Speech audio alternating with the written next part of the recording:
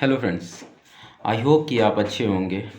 और जहाँ तक मुझे चीज़ें पता हैं कि आप अच्छे ही हैं और अच्छा फील भी कर रहे हैं, क्योंकि इधर जो कुछ घटनाक्रम हुआ है वो काफ़ी पॉजिटिव रहा और हमारे फेवर में भी रहा। तो वो देखिए, आपका अगर इंटेंशन अच्छा है, आपकी नीयत साफ़ है, तो चीज़ें अपने आप आपके फेवर में होती हैं। बस आपका इंटेंशन अच्छा होना चाहिए। और शायद यही रीज़न है कि हम सभी लोगों का इंटेंशन अच्छा है, इसी वजह से ऐसी चीज़ें हो रही हैं। तो चलिए कुछ बातें शुरू करते हैं और चलिए स्टार्ट करता हूँ। जैसा कि अभी आज आपने देखा होगा कि 15 दिसंबर के आंदोलन को लेके मैं बात करना चाहता हूँ। 15 दिसंबर का जो आंदोलन था यूपीपीएससी आयोग के सामने, गेट नंबर 2 के सामने, वो सफल रहा। आंशिक रूप से सफल रहा, लेकिन सफल रहा। और हमारा एक ही मांग था, माइग्रेशन एंड ट्रांसपेरेंसी। और माइग्रेशन एंड ट्रांसपेरेंसी पे जिस तरीके से हम सभी लोगों ने जिस तरीके से वहाँ पे विथ प्रूफ के साथ चीज़ों को रखा, पोस्टर, बैनर, साउंड, माइक और लोगों का जो सपोर्ट था, उस तरीके से हमने चीज़ों को प्रेजेंट किया कि सभी लोगों ने उस चीज़ को नोटिस किया। वहाँ के प्रशासन ने नोटिस किया, वहाँ के लोगों ने नोटिस किया, वहाँ के स्टूडेंट ने नोटिस किया और इलाहाबाद में एक नई लहर, एक नई ऊर्जा फैल गई। जो माइग्रेशन एंड ट्रांसपेरेंसी मुद्दे को कोई उठाना नहीं चाहता था, आज वही माइग्रेशन एंड ट्रांसपेरेंसी इशू इतना बड़ा नेशनल मुद्दा बन गया कि सभी मीडिया ने कवर किया। मैं उन सभी को दिल से आभार देना चाहता हूँ। इस एबीपी न्यूज़, आज तक न्यूज़ और न्यूज़ 24 और दैनिक भास्कर और कुछ पतवार, कुछ यूट्यूब चैनल जैसे पीएस परिहार, पतवार सरकार टीवी यूट्यूब चैनल, लवासना तक and so many YouTube channel, Balaji का एक यूट्यूब चैनल है। ऐसे ऐसे यूट्यूब चैनल है जिन्होंने छोटी छोटी चीज़ों को कवर किया और हमारे मुद्दों को सामने रखा। आज ये इतना बड़ा मुद्दा बन गया कि आज इस पे सभी लोग बात करने लग गए। बात छोड़िए, अब तो क्या ही बोले ये सारी चीज़ें बस आप लोगों की वजह से हुआ है। अगर आप लोग साथ रहेंगे ना, तो कुछ भी हो सकता है। बस आपके अंदर डिटर्मिनेशन होना चाहिए, मोरल हाई होना चाहिए और लोगों को अवेयर करने की ज़रूरत है, तो चीज़ें अपने आप होती हैं। जब ग्राउंड पे उतरने की बात आती है तब ग्राउंड पे उतरिए, और जब चीज़ों को अवेयर करने की बात आए तो अवेयर करिए। तो सबसे अच्छी बात है कि हम फुल तैयारी के साथ आए थे। हमारे पास हर चीज़ का प्रूफ था, डॉक्यूमेंट था, डॉक्यूमेंट के साथ हमारे पास कट ऑफ की फ़ोटो थी, हमारे पास बड़े बड़े पोस्टर थे। तो जैसे ही कोई मीडिया कवर करता था, सीधा पोस्टर का वो कट ऑफ ही दिख जाता था, वो लोगों को सीधा समझ आ जाता था। तो हमें एक्सप्लेन कम करना पड़ता था मीडिया वालों को, वो चीज़ें समझ जाते थे। तो ये सिर्फ एक पर्सन का काम नहीं है या दो पर्सन का काम नहीं है, ये पूरी की पूरी हम लोगों की टीम जिसने बहुत मेहनत किया है। इसमें मैं स्पेशली धन्यवाद देना चाहूँगा विजय सोनी का, वीरेंद्र पाल का और मुकेश वर्मा जी का, और ऐसे ही कई पर्सन हैं जो बैक डोर में सपोर्ट कर रहे थे और ग्राउंड लेवल पे काम कर रहे थे। इन लोगों ने बहुत मेहनत किया है। इन लोगों की मेहनत आपको दिखेगी नहीं, बट इन्होंने बहुत मेहनत किया है। और सोशल मीडिया पे, यूट्यूब पे और ऐसे बहुत से टेलीग्राम चैनल जिन्होंने सपोर्ट किया, धन्यवाद उन सभी का जिन्होंने हम लोगों का साथ दिया। और ट्विटर और सोशल मीडिया पे इस बात को उठाया गया। अब जो मैं अब बोलने वाला हूँ उसको ज़रूर ध्यान से सुनिएगा। मैंने ग्रुप में जो है टेलीग्राम अपने ग्रुप और व्हाट्सएप ग्रुप दोनों ही जगह मैंने एक मैटर शेयर किया हुआ है, पर्टिकुलर इसी इश्यू को लेकर, यूपीपीएससी को, जिसमें मैंने पिछले 7 साल का रिकॉर्ड मैंने रखा है, कैसे चीज़ें हुई हैं, कैसे असिस्टेंट इंजीनियर का मेंशन किया हुआ है, सारी कट ऑफ मेंशन किया हुआ है, आर ओ हाई कोर्ट का मेंशन किया हुआ है, सब कुछ बाकायदा सिस्टमेटिक अरेंज है। प्री है, मेंस है, प्री मेंस सारे की कट ऑफ उसमें मेंशन है। तो आप एक काम कर सकते हैं कि उस पीडीएफ को सभी अपने लेवल पे प्रिंट आउट कराएं और प्रिंट आउट करा के अपने दोस्तों को, 5 लोगों को बांटें। अगर आप इतना करेंगे तो आप तो अवेयर हो ही रहे हैं, आप अपने दोस्तों को भी अवेयर करिए। जब आप अपने दोस्तों को अवेयर करेंगे तो उनको समझ आएगा कि गड़बड़ कहाँ हो रहा है। और ये जब आप करेंगे तो इससे क्या है कि लोगों को एक एक नई ऊर्जा मिलेगी और लोग अवेयर भी होंगे और लोग अपनी लड़ाई खुद ही लड़ेंगे। स्वतः स्फूर्त आंदोलन होगा। जब स्वतः स्फूर्त चीज़ें होती हैं, स्वतः स्फूर्त आंदोलन होता है, तो चीज़ें अपने आप आगे बढ़ती हैं, आपको ज़्यादा मेहनत नहीं करना पड़ता है। उस दिन हम लोगों ने जो कॉल किया था लोगों को इकट्ठा करने के लिए, अपने आप लोग आए थे और सभी लोग माइग्रेशन और ट्रांसपेरेंसी के मुद्दे पे सपोर्ट करने लग गए थे। वहाँ पे कई कुछ लोग आए थे जो हमारे साथ सहमत नहीं रख रहे थे। उनको भी मैंने माइक भी दिया था, उनको मैंने स्पेस भी दिया था। बट वही है ना कि अगर आप इंटेंशन साफ़ है तो आपके साथ ज़्यादा लोग खड़े रहेंगे। मैंने उनके मुद्दे को भी सहमत किया, मैंने उनके मुद्दे के भी साथ खड़ा था, लेकिन वो हमारे मुद्दे के साथ नहीं खड़े थे। हुंकार मंच हो गया या प्रतियोगी छात्र मंच हो गया, तथाकथित जो इलाहाबाद के जो भी मंच हैं, उन लोगों ने सिर्फ ट्रांसपेरेंसी की बात की। उन्होंने मेरे से ईडब्ल्यूएस एज रिलैक्सेशन की बात की। मैंने कहा भैया आप एज रिलैक्सेशन लेना है ले जाओ, मुझे कोई प्रॉब्लम नहीं है। मेरा सिंपल सा लॉजिक है, अगर आपके नंबर ज़्यादा हैं तो आपको माइग्रेट किया जाए, चाहे वो ईडब्ल्यूएस हो, चाहे ओबीसी हो, चाहे एससी हो, चाहे एसटी हो, चाहे फिजिकल कंट्रीब्यूटेड हो, यूपी का कोई भी बंदा हो, उसके नंबर अनरिजर्व कैटेगरी से ज़्यादा हैं, उसे माइग्रेट किया जाए। रही बात, उन्होंने ईडब्ल्यूएस को एज रिलैक्सेशन के लिए कहा, मैंने कहा ठीक है। उन्होंने मेरे से कहा कि जब मैंने अदर स्टेट का इश्यू उठाया कि मैंने कहा अदर स्टेट के लोग कम नंबर पे आके यहाँ पे सिलेक्शन ले लेते हैं, तो फिर उन्हें समझ आया कि डोमिसाइल पॉलिसी भी होनी चाहिए। तब उन्होंने अपने में डोमिसाइल पॉलिसी ऐड किया।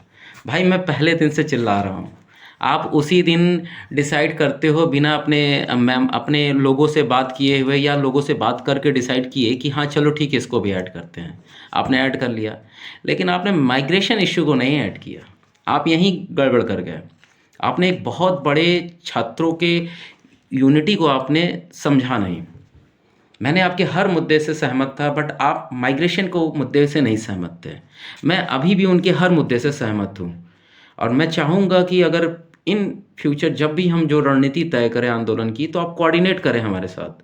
अगर आप कोऑर्डिनेट करते हैं हमारे माइग्रेशन के इश्यू के साथ तो अच्छी बात है, और नहीं करते हैं तो कोई बात नहीं है। हम लोग खुद ही लड़ लेंगे। हम लोगों के पास खुद ही इतने संसाधन हैं और खुद ही हम लोग इतने जागरूक हैं और तार्किक भी हैं। जब पढ़ा लिखा स्टूडेंट जब ग्राउंड पे उतरता है ना, तो प्रूफ के साथ उतरता है, ना कि हवा में बात करता है।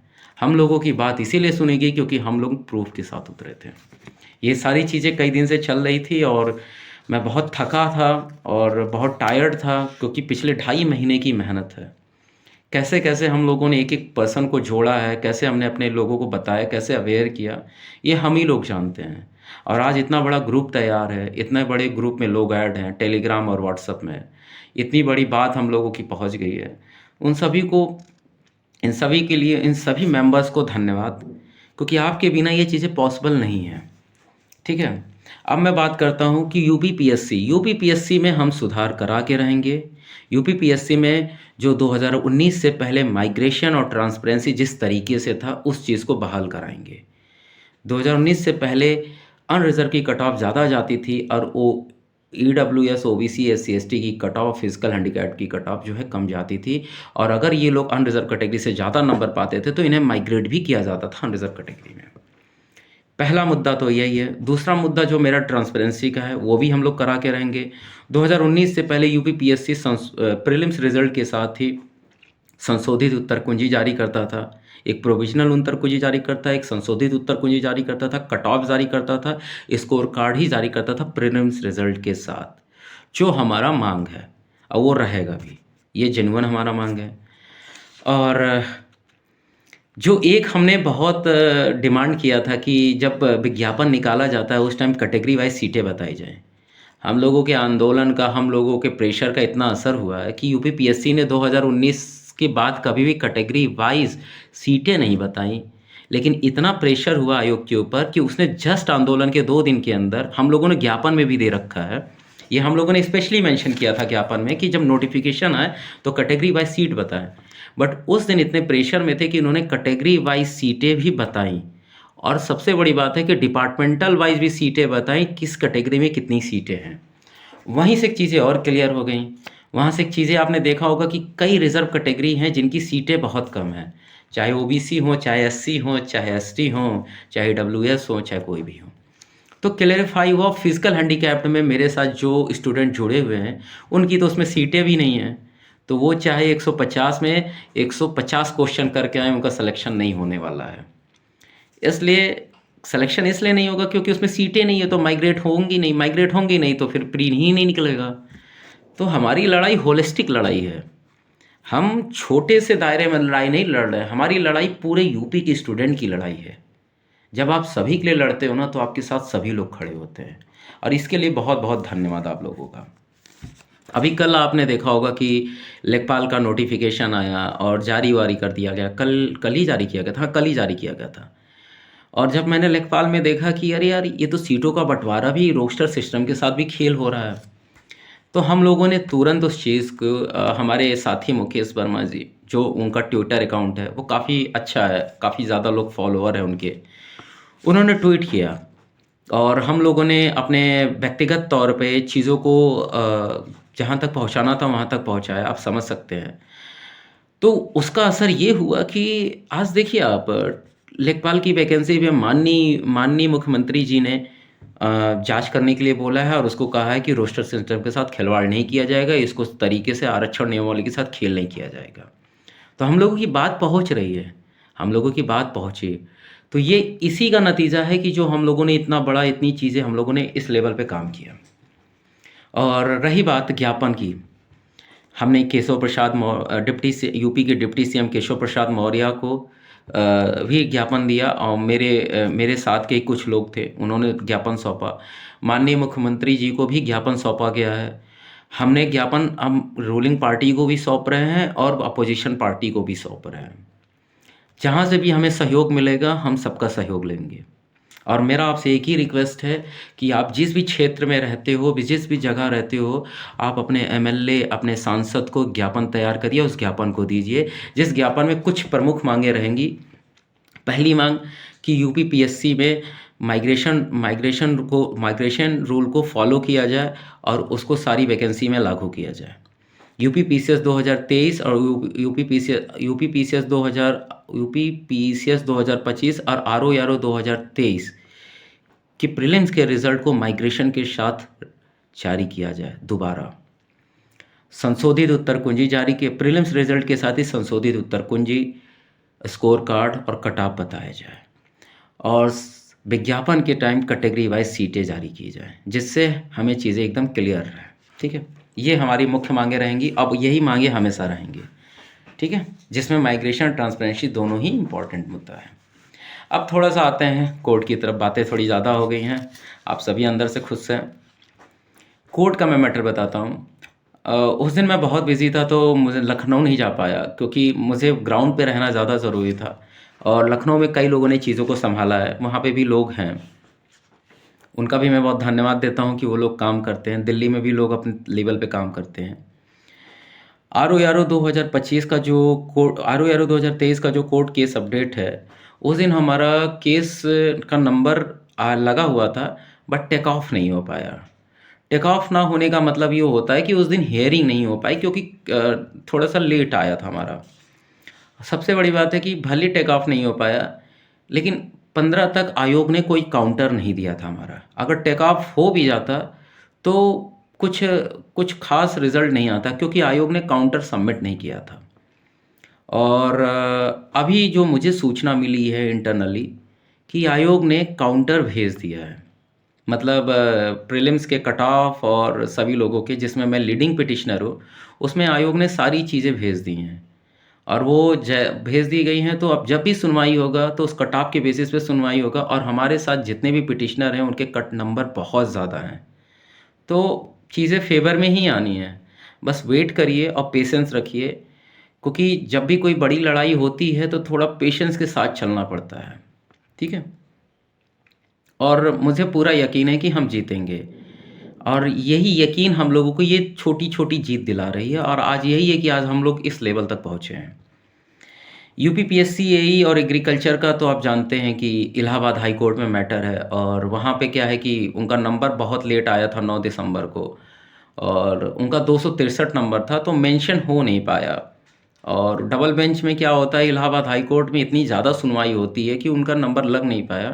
लेकिन कोई बात नहीं, बट रिज़ल्ट नहीं जारी कर सकता आयोग, ना ही एग्रीकल्चर का, ना ही यूपीपीएससी एई के मेंस का।